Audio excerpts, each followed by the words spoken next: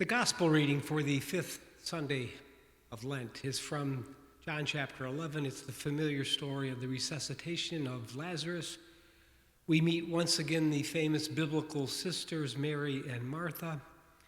It is a story that should not be taken literally, but nonetheless it does ask some good questions of us.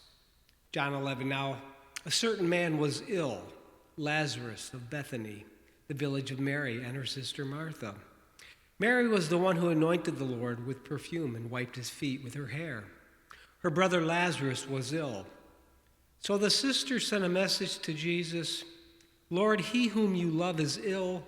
But when Jesus heard it, he said, "This illness does not lead to death.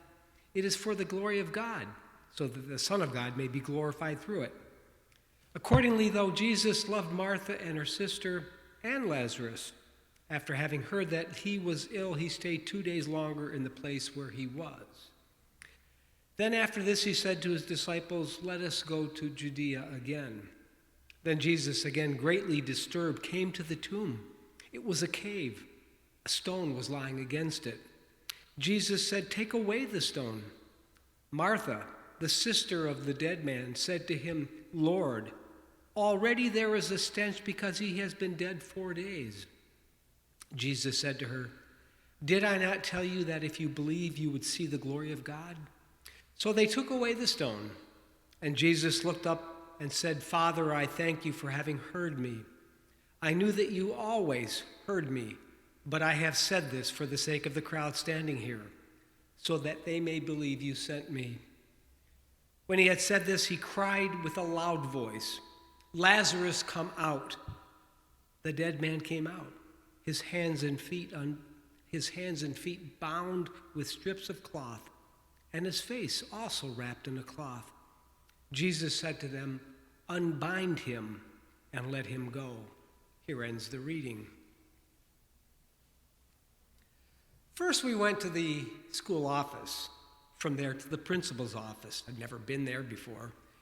After that, the principal walked me to my classroom. You see, I had a doctor appointment early that morning, and I was late to school. After my appointment, my mom took me to the school office to explain why I was late. Of course, she had to give the secretary the details, all the instructions the doctor had shared with us. "He'll need to drink this every 2 hours," she said. Then the secretary said we needed to talk to the principal. For the second time that morning, the third if you count the doctor's office, my mother explained my delicate dilemma. It was horribly embarrassing. The experience may have scarred me for life. You see, I hadn't gone to the bathroom in almost a week. I felt miserable. All I wanted to be was a regular guy. Now, the doctor wasn't overly concerned. He said I would need to drink some prune juice. So before going back to school, we stopped at Kroger's. We bought a big bottle of it. And so when the principal and I finally got to my 5th grade classroom, he handed the bottle to the teacher and explained things to her. She was to give me a glass of prune juice every 2 hours. But he didn't do it discreetly. Now, we had brought the bottle in a Kroger shopping bag, but he took it out, handed it to the teacher, and said loud enough for everyone to hear, "Michael hasn't gone to the bathroom in almost a week." Girls giggled. Even my best friends laughed out loud. Everyone looked at me. I burned with embarrassment. I could have died. But by the end of the day, after a couple of drinks, nature's natural laxative had worked its magic. I was a free man, unbound and unburdened, just another regular guy. But all day long, my friends teased me without mercy. They plugged their noses and said, "What's that smell?" "Oh yeah, it's Graham. He stinks." Probably not what you were thinking as I read the story from John's Gospel, the story of the resuscitation of Lazarus. But if we approach the story playfully, imaginatively, metaphorically, it's filled with some good stuff. As we enter the story from the inside, we can ask ourselves, how are we? How are we like Lazarus? Sometimes we live in a tomb of fear. Other times there are things that bind us, prevent us from living fully. Sometimes all we need is a little help from a friend. This story also has one of the classic lines in the entire Bible. When Jesus tells them to roll the stone away, the King James translation puts it this way: Martha protests, but Lord, he stinketh. And if we're honest, sometimes we stinketh. Sometimes our life has a bad odor. So the question is, how does our life smell? Do we have the scent of life or death about us? Now, some pastors are good at providing answers. I've never been a very good answer provider. I'm a question asker. So another question that this story births in me is this one: am I thriving or merely surviving?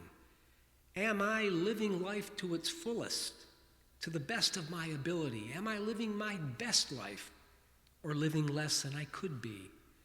And let's be honest, thriving at 20 looks completely different than it does at 40 or 60 or 80. Now, we can complain about all the things we can no longer do, all that we used to be able to do, or we can recalibrate our expectations. As we journey through the various stages of our lives, from time to time we should hit the pause button to ponder, to ask ourselves, how are we doing? What are the things that are helping me? And what are those things that are hindering me? The great theme of the Hebrew Bible, the Bible that Jesus would have known, was liberation. For the Israelites, that was literal. They'd been slaves in Egypt. But as they would quickly discover, it's easier to get Israel out of Egypt than it is to get Egypt out of Israel. Freed literally from slavery, from bondage, they become slaves to lots of other things, habits and behaviors and activities that prevented them from living life fully and freely and abundantly. Sometimes we are bound by physical things, and prune juice works its wonders. But most of the stuff that seriously binds us or steals life from us can't be remedied with a glass of prune juice. Could be a bad job, or a dead-end job, or the loss of a dream job. It could be a destructive habit, or a relationship that has ended or is negative. And then sometimes, I read this term this week, sometimes we have motivation constipation. We just can't seem to get ourselves going. Sometimes we're bound because we refuse to forgive someone, and we become imprisoned to our anger and to the past. Lots of times it's all the mental and emotional baggage we've accumulated as we've wended our way through life. And so a good question to ask is it helpful or harmful?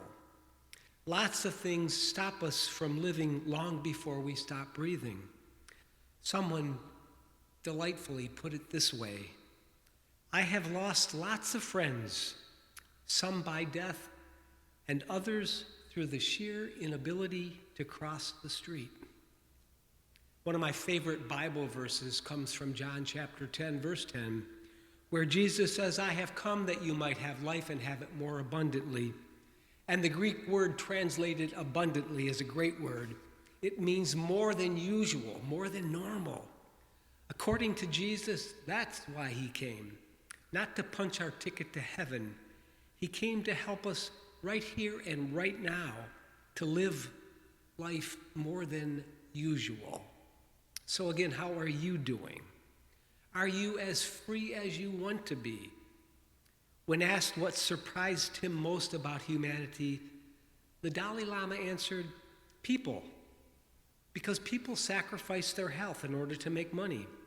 Then they sacrifice their money to recuperate their health.